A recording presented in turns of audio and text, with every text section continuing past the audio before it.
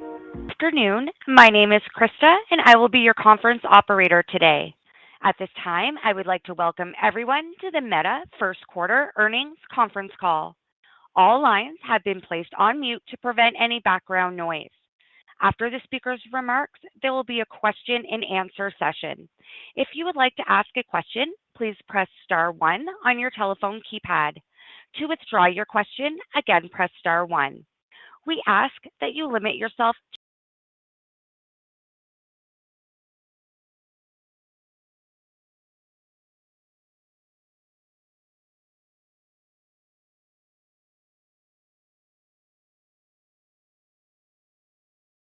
Good afternoon, and welcome to Meta Platforms' first quarter 2024 earnings conference call. Joining me today to discuss our results are Mark Zuckerberg, CEO, and Susan Li, CFO. Before we get started, I would like to take this opportunity to remind you that our remarks today will include forward-looking statements. Actual results may differ materially from those contemplated by these forward-looking statements. Factors that could cause these results to differ materially are set forth in today's earnings press release and in our annual report on Form 10-K filed with the SEC. Any forward-looking statements that we make on this call are based on assumptions as of today, and we undertake no obligation to update these statements as a result of new information or future events. During this call, we will present both GAAP and certain non-GAAP financial measures. A reconciliation of GAAP to non-GAAP measures is included in today's earnings press release. The earnings press release and an accompanying investor presentation are available on our website at investor.fb.com. And now, I'd like to turn the call over to Mark. All right, thanks, Ken. And hey, everyone, thanks for joining. It's been a good start to the year, both in terms of product momentum and business performance. We estimate that more than 3.2 billion people use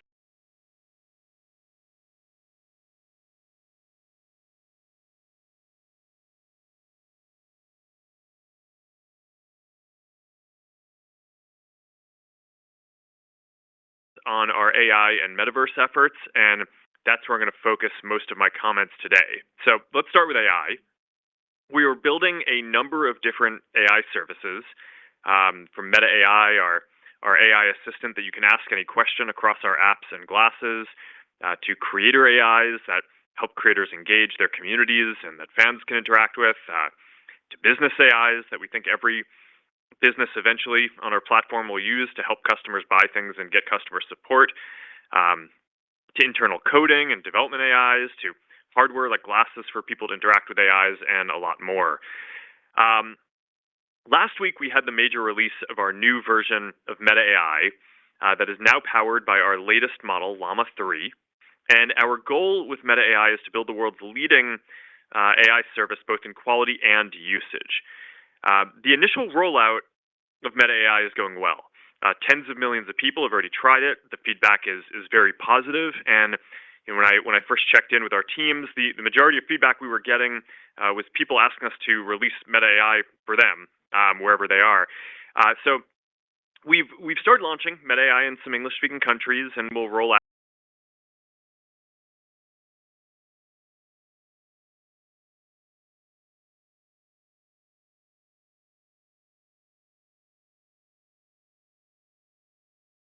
feedback and start improving it. And then once we think it's ready, then we make it available to more people. That early release was last fall, and with this release, we are now moving to that next growth phase of our playbook. We believe that Meta AI with Llama 3 is now the most intelligent AI assistant that you can freely use, and now that we have the superior quality product, we are making it easier for lots of people to use it within WhatsApp, Messenger, Instagram, and Facebook. Now, in addition to answering more complex queries, a few other notable and unique features from this release. Meta AI now creates animations from still images and now generates high-quality images so fast that it can create and update them as you are typing, which is pretty awesome. I've seen a lot of people commenting about that experience online and how they've never seen or experienced anything like it before. In terms of the core AI model and intelligence that's powering Meta AI, I'm very pleased with how Llama 3 has come together so far. The 8 billion and 70 billion parameter models that we released are best in class for their scale.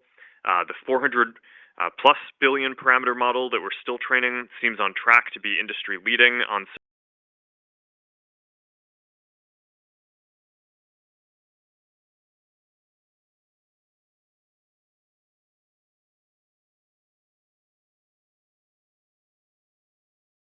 data and ability to scale infrastructure to build the world's leading AI models and services.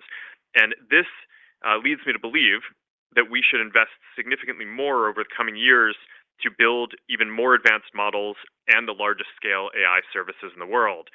As we're scaling CapEx and energy expenses for AI, we'll continue focusing on operating the rest of our company efficiently, but realistically, even with shifting many of our existing resources to focus on AI, we'll still grow our investment envelope meaningfully before we make much revenue from some of these new products. I think it's worth calling that out. That we've historically seen a lot of volatility in our stock during this phase of our product playbook, where we're investing in scaling a new product but aren't yet monetizing it. We saw this with Reels, Stories, as Newsfeed transitioned to mobile, and more.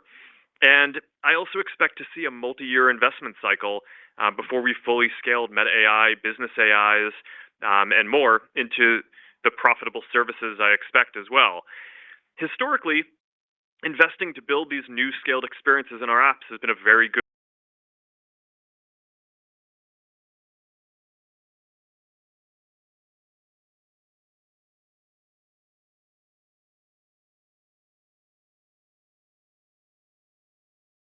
experiences we've added to our apps, and this is likely going to take several years. On the upside, once our new AI services reach scale, we have a strong track record of monetizing them effectively. There are several ways to build a massive business here, including scaling business messaging, introducing ads or paid content into AI interactions, and enabling people to pay to use bigger AI models and access more compute. And on top of those, AI is already helping us improve app engagement, which naturally leads to seeing more ads, and improving ads directly to deliver more value. So if the technology and products evolve in the way that we hope, each of those will unlock massive amounts of value for people and business for us over time. We're seeing good progress on some of these efforts already. Right now, about 30% of the posts on Facebook feed are delivered by our AI recommendation system. That's up 2x over the last couple of years. And for the first time ever, more than 50% of the content that people see on Instagram is now AI recommended. AI has also been a huge part of how we create value for advertisers by showing people more relevant ads. And if you look at our two end-to-end AI-powered tools,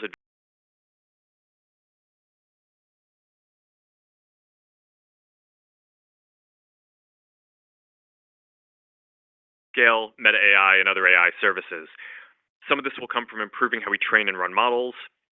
Some improvements will come from the open source community, and where improving cost efficiency is one of the main areas that I expect that open sourcing will help us improve, similar to what we saw with Open Compute. We'll also keep making progress on building more of our own silicon. Our Meta Training and Inference Accelerator chip has successfully enabled us to run some of our recommendations-related workloads on this less expensive stack. And as this program matures over the coming years, we plan to expand this to more of our workloads as well. And of course, as we ramp these investments, we will also continue to carefully manage headcount and other expense growth throughout the company. Now, in addition to our work on AI, our other long-term focus is the metaverse. It's been interesting to see how these two themes have come together. This is clearest when you look at glasses. I used to think that AR glasses wouldn't really be a mainstream product until we had full holographic displays. And I still think that that's going to be awesome and is the long-term mature state for the product. But now it seems pretty clear that there's also a meaningful market for fashionable AI glasses without a display. Glasses are the ideal device for an AI assistant because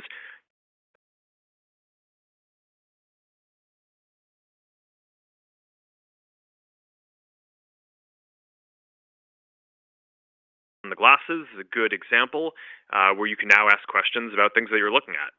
Now, one strategy dynamic that I've been reflecting on is that an increasing amount of our Reality Labs work is going towards serving our AI efforts. We currently report on our financials as if Family of Apps and Reality Labs were two completely separate businesses, but strategically, I think of them as fundamentally the same business, with the vision of Reality Labs to build the next generation of computing platforms in large part so that way we can build the best apps and experiences on top of them. Over time, we'll need to find better ways to articulate the value that's generated here across both segments, so it doesn't just seem like our hardware costs increase as our glasses ecosystem scales, but all the value flows to a different segment. The Ray-Ban Meta glasses that we built with EssilorLuxottica continue to do well and are sold out in many styles and colors. So we're working to make more and release additional styles as quickly as we can. We just released the new Cat Eye Skylar design yesterday, which is more feminine. And in general, I'm optimistic about our approach of starting with the classics and expanding with an increasing diversity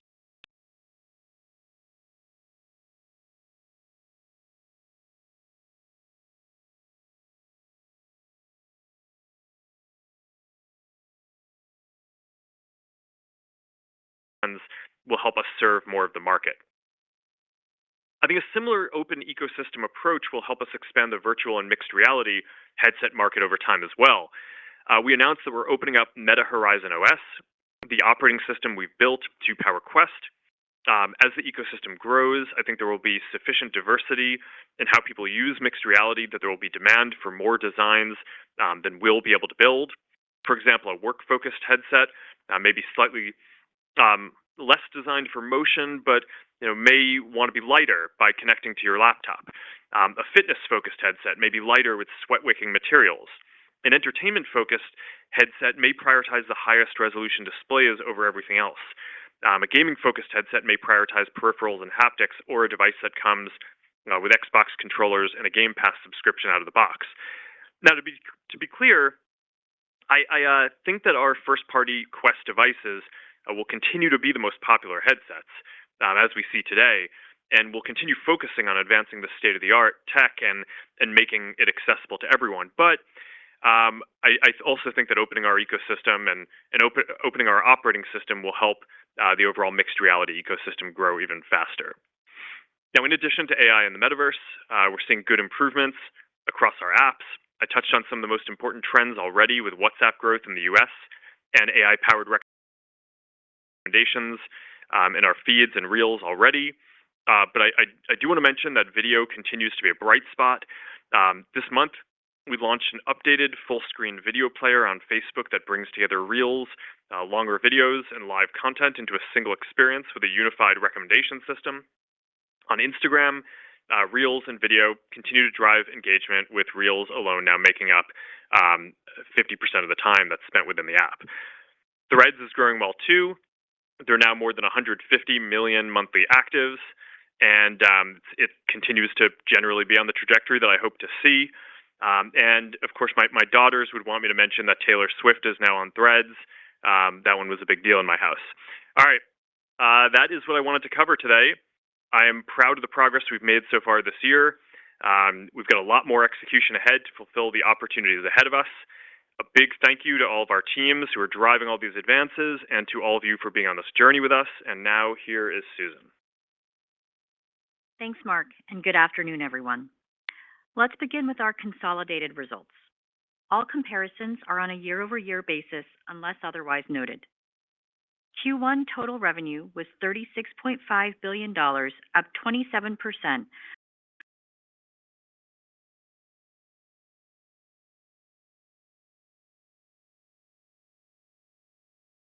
6% compared to last year. In terms of the specific line items, cost of revenue increased 9% as higher infrastructure-related costs were partially offset by lapping Reality Labs' inventory-related valuation adjustments. R&D increased 6%, driven mostly by higher headcount-related expenses and infrastructure costs, which were partially offset by lower restructuring costs. Marketing and sales decreased 16%, due mainly to lower restructuring costs, professional services, and marketing spend. G&A increased 20%, as higher legal-related expenses were partially offset by lower restructuring costs. We ended the first quarter with over 69,300 employees, up 3% from Q4. First quarter operating income was $13.8 billion, representing a 38% operating margin. Our tax rate for the quarter was 13%. Net income was $12.4 billion, or $4.71 per share. Capital expenditures, including principal payments on finance leases, were $6.7 billion, driven by investments in servers, data centers, and network infrastructure.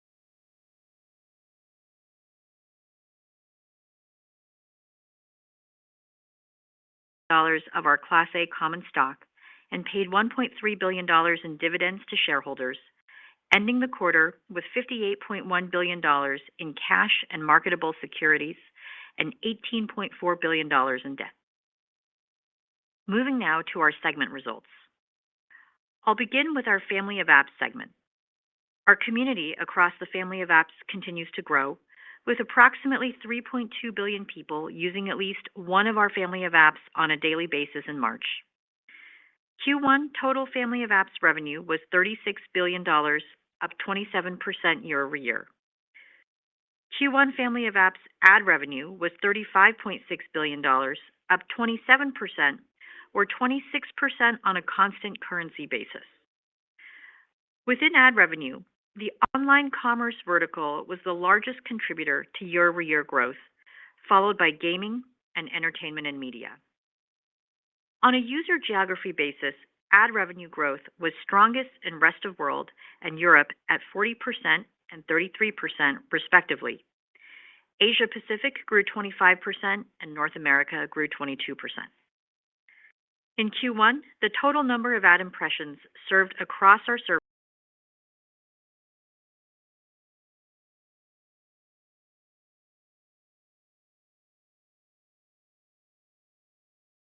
driven by advertiser demand, which was partially offset by strong impression growth, particularly from lower monetizing regions and surfaces.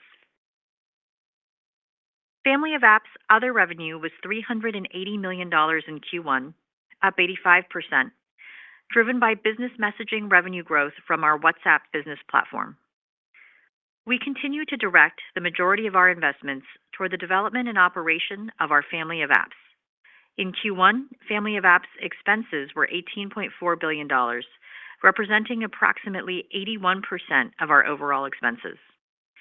Family of Apps expenses were up 7%, due mainly to higher legal and infrastructure costs that were partially offset by lower restructuring costs.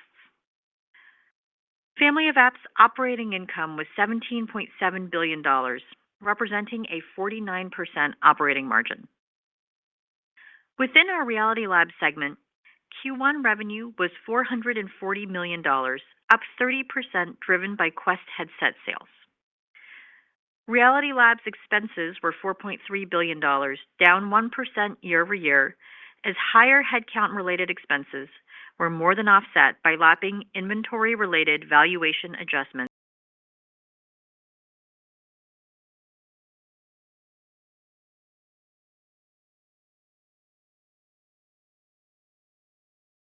Turning now to the business outlook. There are two primary factors that drive our revenue performance: our ability to deliver engaging experiences for our community and our effectiveness at monetizing that engagement over time. On the first, we remain pleased with engagement trends and have strong momentum across our product priorities. Our investments in developing increasingly advanced recommendation systems continue to drive incremental engagement on our platforms, demonstrating that people are finding added value by discovering content from accounts they're not connected to.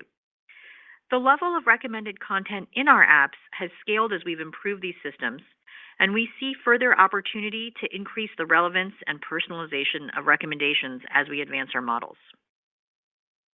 Video also continues to grow across our platform, and it now represents more than 60% of time on both Facebook and Instagram.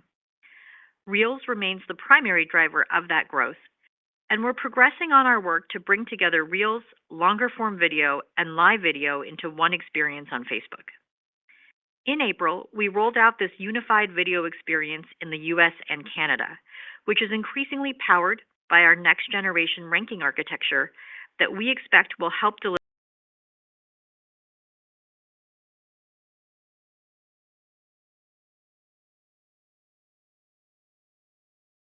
Along with using Meta AI within our chat surfaces, people will now be able to use Meta AI in search within our apps, as well as feed in groups on Facebook.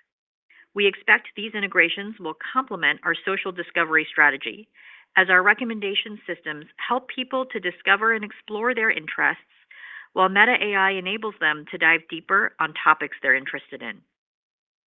Threads also continues to see good traction as we continue to ship valuable features and scale the community. Now to the second driver of our revenue performance, increasing monetization efficiency. There are two parts to this work. The first is optimizing the level of ads within organic engagement.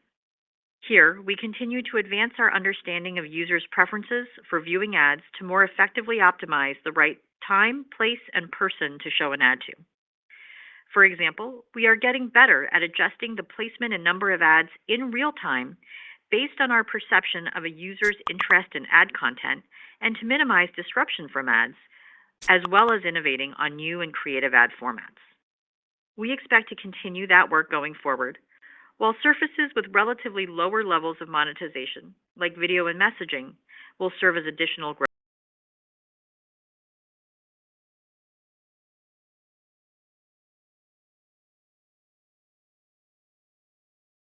Increasing role in these efforts.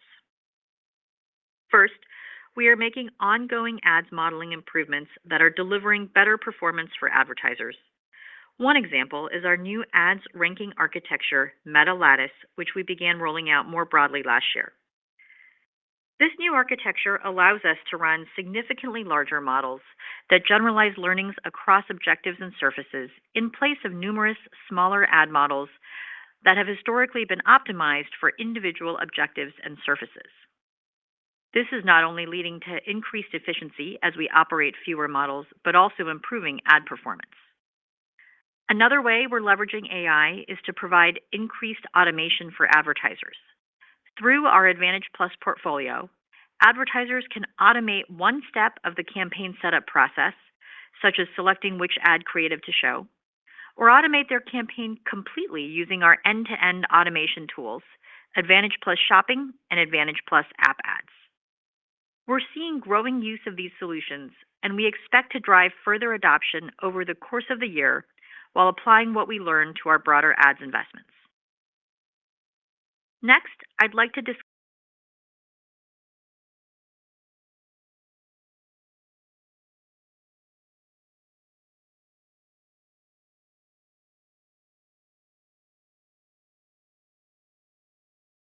in generative AI and Reality Labs. As we develop more advanced and compute-intensive recommendation models and scale capacity for our generative AI training and inference needs, we expect that having sufficient infrastructure capacity will be critical to realizing many of these opportunities. As a result, we expect that we will invest significantly more in infrastructure over the coming years. Our other long-term initiative that we're continuing to make significant investments in is Reality Labs. We are also starting to see our AI initiatives increasingly overlap with our Reality Labs work.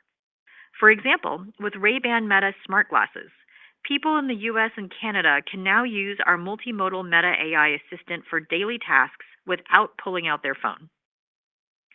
Longer term, we expect generative AI to play an increasing role in our mixed reality products, making it easier to develop immersive experiences. Accelerating our AI efforts will help ensure we can provide the best version of our services as we transition to the next computing platform. We expect to pursue these opportunities while maintaining a focus on operating discipline, and we believe our strong financial position will allow us to support these investments while also returning capital to shareholders through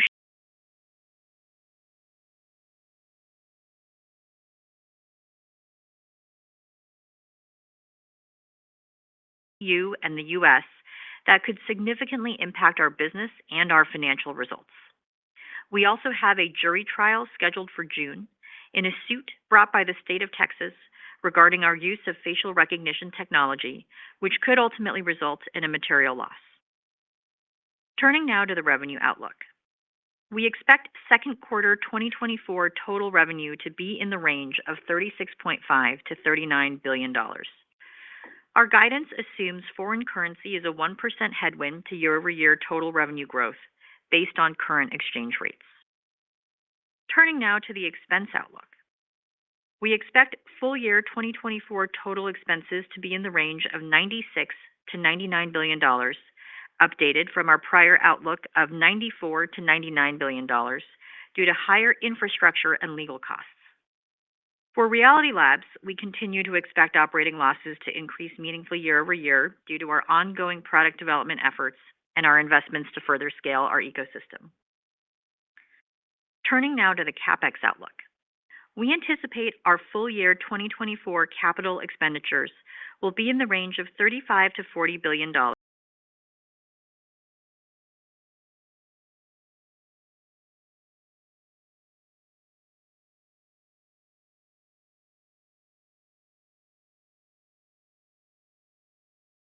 For years beyond 2024, we expect CapEx will continue to increase next year as we invest aggressively to support our ambitious AI research and product development efforts. On to tax. Absent any changes to our tax landscape, we expect our full year 2024 tax rate to be in the mid-teens. In closing, Q1 was a good start to the year. We're seeing strong momentum within our family of apps and are making important progress on our longer-term AI and Reality Labs initiatives that have the potential to transform the way people interact with our services over the coming years. With that, Krista, let's open up the call for questions. Thank you. We will now open the lines for a question and answer session. To ask a question, please press star 1 on your touch-tone phone.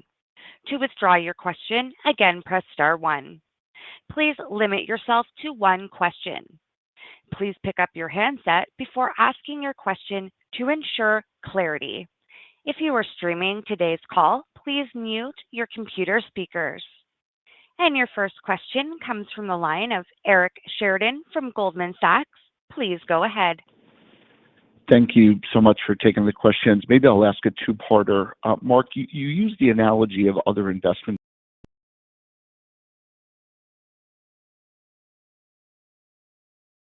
How should investors think about the length and depth of this investment cycle with respect to either AI and or Reality Labs more broadly and mixed reality?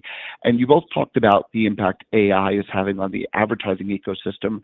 What are you watching for in terms of adoption or utility on the consumer side to know that AI adoption is tracking along with the investment cycle? Thank you. Yeah, in terms of the timing, I think it's somewhat difficult to extrapolate from previous cycles, but I guess like the main thing that we see is that we will usually take, I don't know, a couple of years, if it just, I mean, it could be a little more, could be less, to focus on building out and scaling the products. And we typically don't focus that much on monetization of the new areas until they reach significant scale, because it's so much higher leverage for us just to improve monetization on other things before these new products are at scale. So you enter this period where I think kind of smart investors see that the product is scaling and that there's a clear monetizable opportunity there.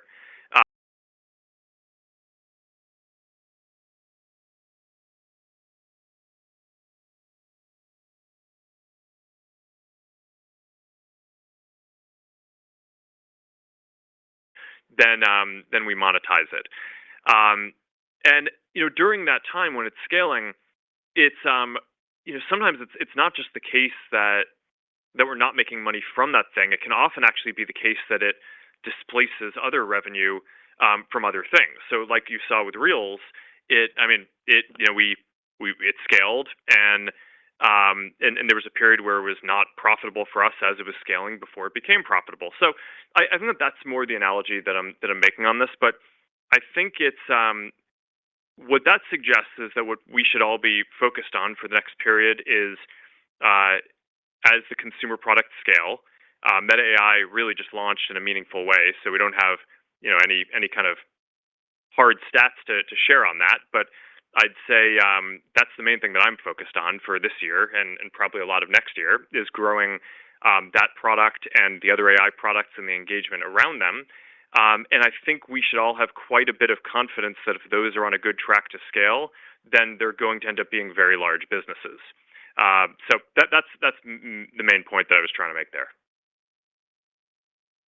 Your next question comes from the line of Brian Nowak from Morgan Stanley. Please go ahead.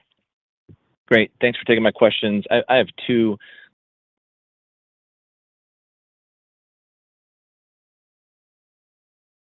Can you just unpack that a little bit for us? Can you give us examples of where you're still running the model in a suboptimal basis, or opportunities for improved signal capture use, or data you're not using? Where are sort of the areas of improvement you see from here?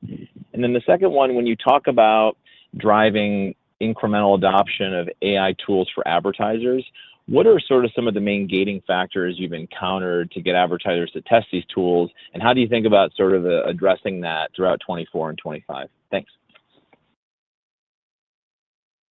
Thanks, Brian. So to your first question, where are there more opportunities for us to leverage and improve our recommendations models to drive engagement? One of the things I would say is historically, each of our recommendation products, including Reels, in-feed recommendations, et cetera, has had their own AI model. And recently, we've been developing a new model architecture with the aim for it to power multiple recommendations products. We started partially validating this model last year by using it to power Facebook Reels, and we saw meaningful performance gains, 8 to 10% increases in watch time, as a result.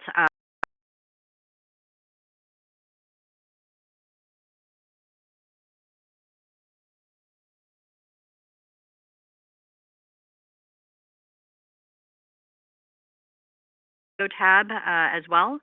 So while it's still too early to share specific results, we're optimistic that the new model architecture will unlock increasingly relevant video recommendations over time, and if it's successful, we'll explore using it to power other recommendations. An analog exists, I would say, on the ad side. We've talked a little bit about the new model architecture at Meta Lattice that we deployed last year that consolidates smaller and more specialized models into larger models that can better learn what characteristics improve ad performance across multiple surfaces like feed and Reels and multiple types of ads and objectives at the same time. And that's driven improved ad performance over the course of 2023 as we deployed it across Facebook and Instagram to support multiple objectives. And over the course of 2024, we expect to further enhance model performance and include support for even more objectives like web and app and ROAS. So there's a lot of work that we're investing in the underlying model architecture for both organic engagement and ads that we expect is going to continue to deliver increasing ads performance over time. The second question you asked was around getting advertisers to test and adopt Gen AI tools. There are two flavors of this. The more near-term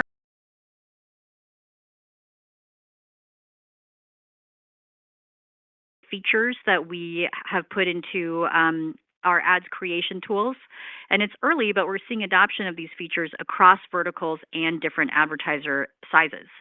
In particular, we've seen outsized adoption of image expansion with small businesses, and this will remain a big area of focus for us in 2024.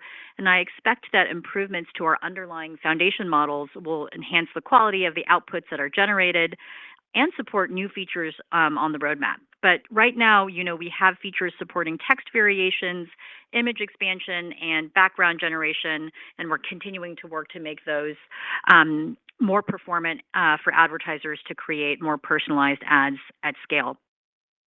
The longer term piece here is around business AIs. We have been testing the ability for businesses to set up AIs for business messaging that represent them in chats with customers, starting by supporting shopping use cases, such as responding to people asking for more information on a product or its availability. So this is very, very early. We've been testing this with a handful of businesses on Messenger and WhatsApp, and we're hearing good feedback with businesses saying that the AIs have saved them significant time, while consumers noted more timely response times.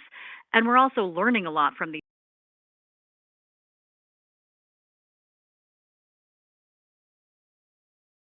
Get it right before we make it more broadly available.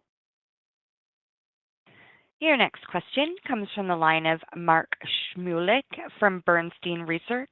Please go ahead. Yes, hi. Thanks for taking the question. I guess back to that product playbook that we've talked about a few times, with kind of Reels now such a large share of kind of time spent on Instagram and Facebook, how do we think about the next leg of kind of monetization growth from here? In particular, as we kind of get back to kind of shopping on platform or other ways to monetize, any color there on the roadmap, kind of just beyond ad insertion from here? And then, Susan, just on the ad market in particular, previously we've heard a lot about kind of Chinese-based advertiser contribution. Any color you could share there on kind of how that spend is trending? Thank you. Sure. Thanks, Mark. So Reels revenue continued to grow across Instagram and Facebook in Q1, and that's driven both by higher engagement and increased monetization efficiency through our ads ranking and delivery improvements. And as we've mentioned before, we don't plan on quantifying the impact from Reels going forward, but it remains a positive contributor to overall revenue. And we expect that there are going to be opportunities for us to continue improving performance and growing supply. So on the performance,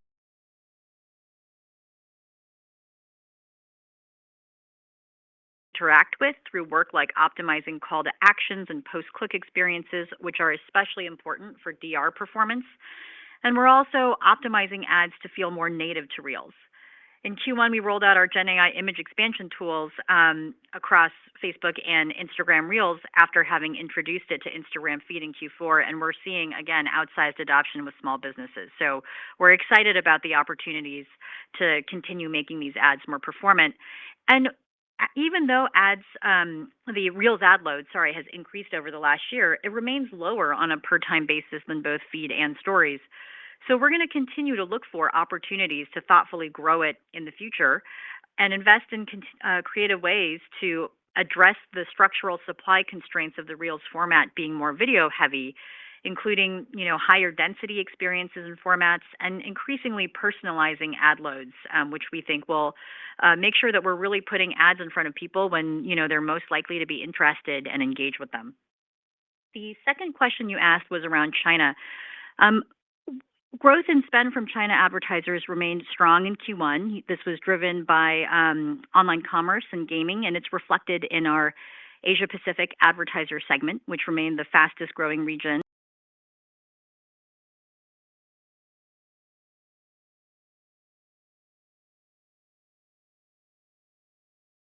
And total revenue growth from North America advertisers. So, I would say that, we aren't quantifying the Q1 contribution from China, and we don't have forward-looking expectations to share on quarterly China-based ad revenue. But I will say that, we are lapping periods of increasingly strong demand over the course of 2024, given the recovery of China-based advertisers in 2023 from their prior pandemic-driven headwinds. Your next question comes from the line of Doug Anmuth from JP Morgan. Please go ahead. Thanks for taking the questions. Can you just talk about what's changed most in your view in the business and the opportunity now versus 3 months ago? And is there anything you're more cautious about on revenue in the ad market? And is the AI opportunity just even bigger and therefore requiring more investment than expected? And then, Susan, can you also just comment on how you're thinking about that ability to sustain growth rates over the next few quarters as you face tougher comps off a big base of ad dollars? Thanks. Yeah, I can speak to the first one. I think we've gotten more optimistic and ambitious on AI. So previously, I think that our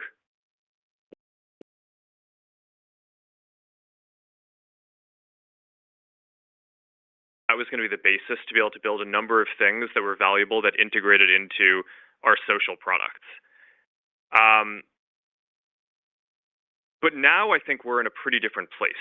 So with the latest models, we're not just building, good AI models that are going to be capable of building some new good social and commerce products. I actually think we're in a place where we've shown that we can build leading models and be the leading AI company in the world. And that opens up a lot of additional opportunities beyond just ones that are the most obvious ones for us. So that's this is what I was trying to refer to in my opening remarks, where I just view the success that we've seen with the way that Llama 3 and Meta AI have come together as a real validation technically that we have the talent, the data, and the ability to scale infrastructure to do leading work here. And with Meta AI, I think that we are on our path to having Meta AI be the most used and best AI assistant in the world, which I think is going to be enormously valuable. So all of that.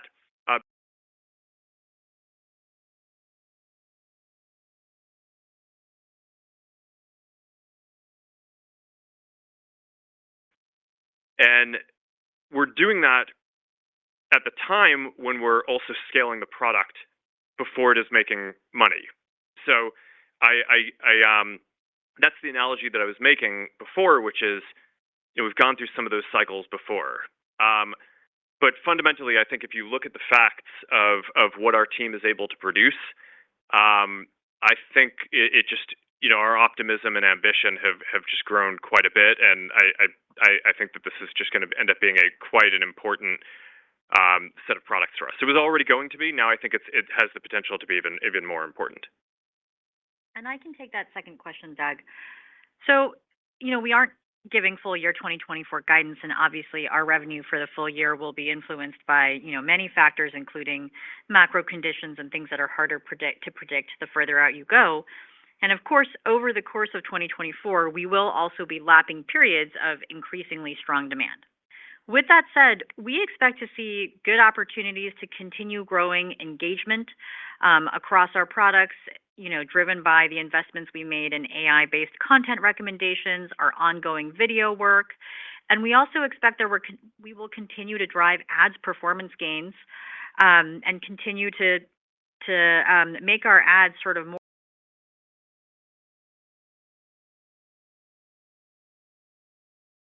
grew conversions at a faster rate than we grew impressions over the course of this quarter. So, we're expecting to, which basically suggests that our conversion rate is growing and is one of the ways, in which our ads are becoming more performant. So I feel like there's a lot of opportunity for us, both with our organic engagement growth and with continuing to make the ads better and to continue driving more results for advertisers. Your next question comes from the line of Justin Post from Bank of America. Please go ahead. Great, thank you. First on the CapEx, mostly, you're kind of talking about an investment cycle here. Is there any way you could kind of use some of the metaverse spend over into AI, or are they converging, and kind of use some of the money from the other areas to kind of fund the AI? And then second, longer term investors are very focused on returns on capital. Obviously, great returns on CapEx in the past with your margins today. How do we think about the returns on the capital you're spending? How are you thinking about it, I guess, going forward, 2-3 years out? Thank you. So, on the, I would say,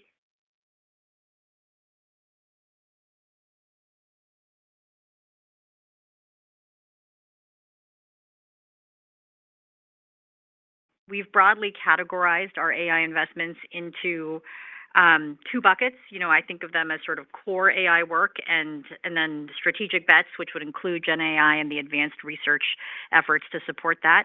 And those are just really at different stages as it relates to being able to measure the return and drive revenue for our business. So with our core AI work, we continue to have a very ROI-driven approach to investment, and we're still seeing strong returns as improvements to Both engagement and ad performance have translated into revenue gains. Now, the second area, strategic bets is where we are much earlier. Mark has talked about the potential, that we believe we have to create significant value for our business in a number of areas, including, opportunities to build businesses that don't exist on us today.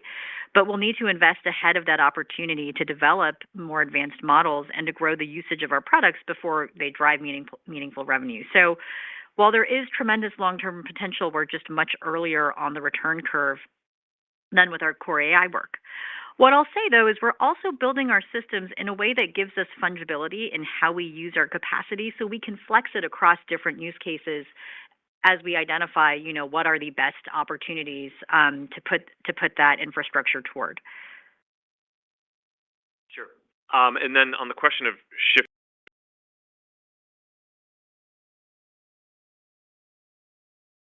resources from other areas, whether it's compute resources or different things, in order to advance the AI efforts. For Reality Labs specifically, I'm still really optimistic about building these new computing platforms long term. I mentioned in my remarks up front that one of the bigger areas that we're investing in Reality Labs is glasses. We think that that's going to be a really important platform for the future. Our outlook for that, I think, has improved quite a bit, because previously we thought that would need to wait until we had these full holographic displays to be a large market.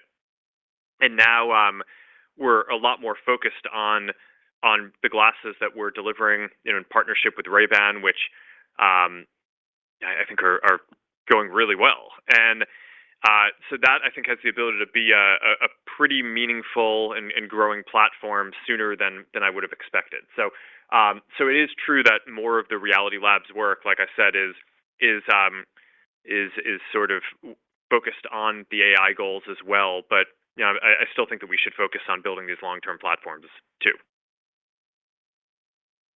Your next question comes from the line of Yusuf.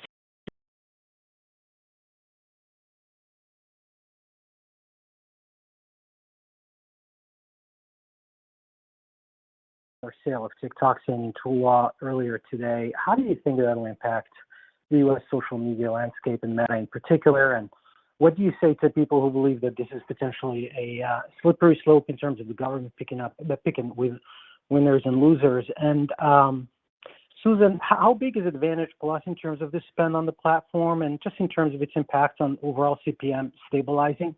Thank you very much. Thanks, Yusuf. We've obviously been following the events related to TikTok closely, but at this stage, it is just too early, I think, to assess its impact or what it would mean for our business. To your second question on Advantage Plus, we're continuing to see good traction across our Advantage Plus portfolio, including both with solutions, I mentioned this, that automate individual steps of the campaign creation setup, as well as ones that automate, the full end-to-end process. So on the single-step automation, Advantage Plus Audience, for example, has seen significant growth in adoption since we made it the default audience creation experience for most advertisers in Q4. And that enables advertisers to increase campaign performance by just using audience inputs as a suggestion rather than a hard constraint. And based on tests that we've ran, campaigns using Advantage Plus Audience targeting saw, on average, a 28% decrease in cost per click, or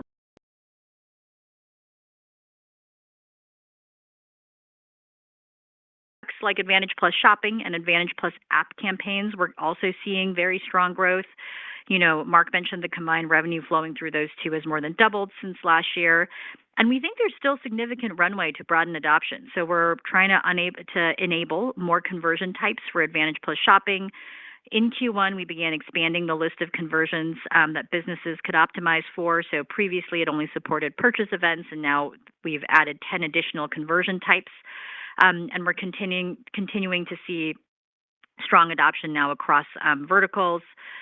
So generally, I would say we are building a lot more functionality into the Advantage Plus tools over time. It's also where a lot of our Gen AI ads creative features have been introduced, and where advertisers, have the opportunity to experiment with those. And we'll keep looking to apply what we learn from these products more broadly to our ads investments over the course of the year. Your next question comes from the line of Ken Grolowski from Wells Fargo. Please go ahead. Thank you very much. As you look out through the coming period of product investment, how should we think about the relationship between family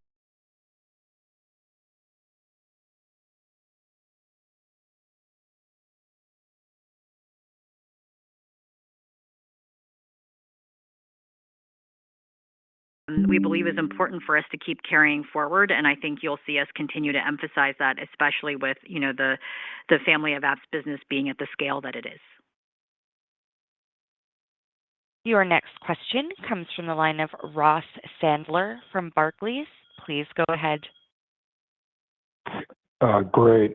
Mark, you partnered with Google and Bing for Meta AI organic search citations. So I guess stepping back, do you think that Meta AI longer term could bring in search advertising dollars at some point?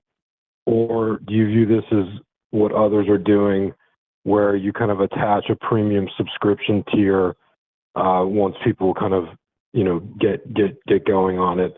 And then the second question is, you mentioned that you guys are working on building AI tools for businesses and creators. So just, I guess, how do you see the business model evolving when we all get to the stage of interacting with something like Taylor Swift's custom AI for merchandise or tickets or something like that? How's that going to play out? Thank you.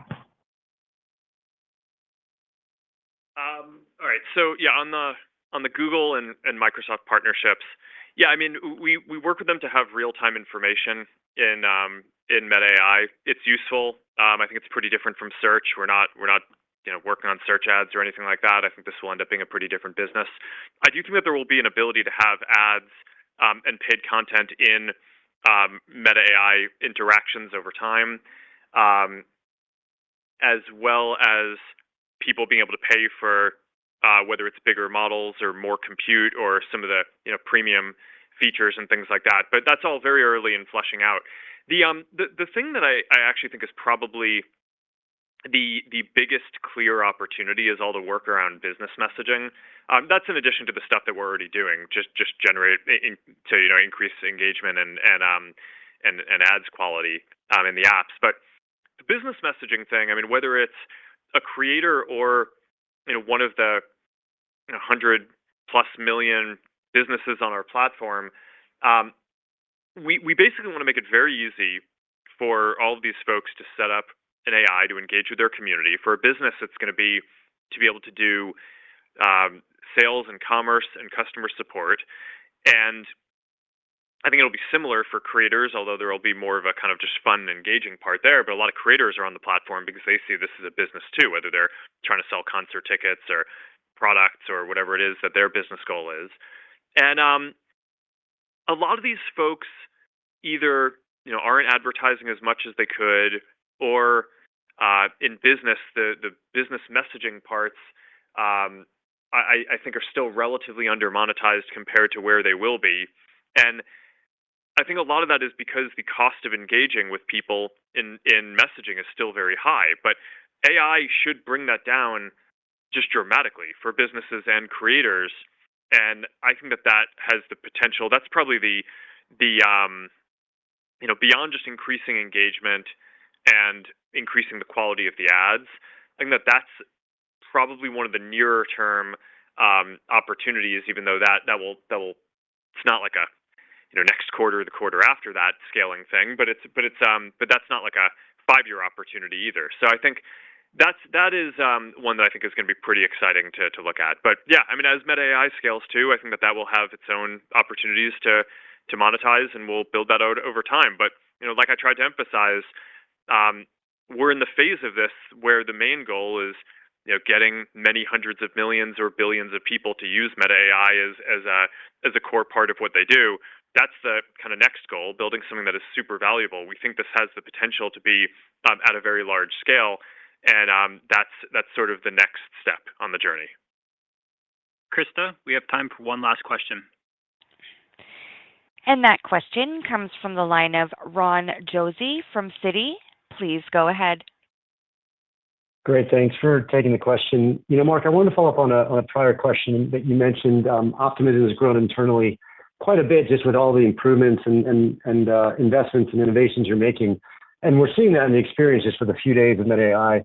So can you just talk to us maybe how the 400 billion parameter model just might evolve the experience on Meta, or how you think things might change over the next, call it, months, years, et cetera, as maybe messaging becomes a greater focus and things along those lines.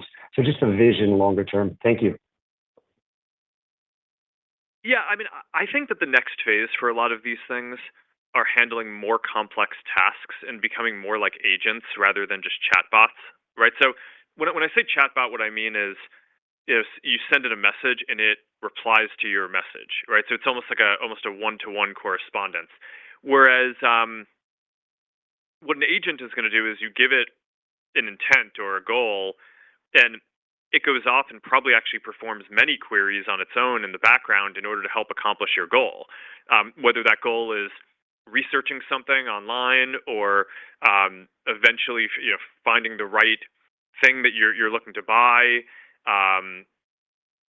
There's a lot of complexity in sort of different things that I think people don't even realize that they will be able to ask computers to do for them.